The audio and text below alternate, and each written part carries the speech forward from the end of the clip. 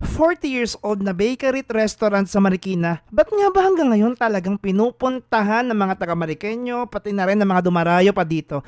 Hay mga kaitis, whole food, no preservatives, traditional Filipino dishes na nagsasarapan at ang bango-bangong breads. Ang specialty here, Aunties Bakery and Restaurant ang pamagat na store. Ang lokasyon, Hili Fernando, corner Chestnut Street. Marami silang parking spaces outside. Pagpasok mo sa first floor, bubungad sa'yo ang bango ng freshly baked breads. Tapos ubus yan everyday, kaya siguradong bagong mabibili. Then second floor, simple na restaurant na spacious, beautifully designed, cozy, and relaxing pa. First to try, pansit malabon with a twist. Nilagyan ng flavorful sisig on top. Grabing sarap. Kapit na kapit yung sauce sa noodles. Best paired sa kanila, yung pork barbecue na kakaiba cause hindi naka-cubes. Pahabang hiwa. Sobrang lambot. Perfect ang pagkakaihaw. Next, kalabasa okoy. Made from scratch. Di tinipid sa kalabasa. Malasa kahit walang suka. Ito namang binagawang baboy, pinakamasarap para sa akin. As in, sobrang lambot ng pork, manamis-namis ang sauce, tapos may atsuete, nakapatong sa inihaw na talong. Kakaiba, sobrang sarap. Tapos ito,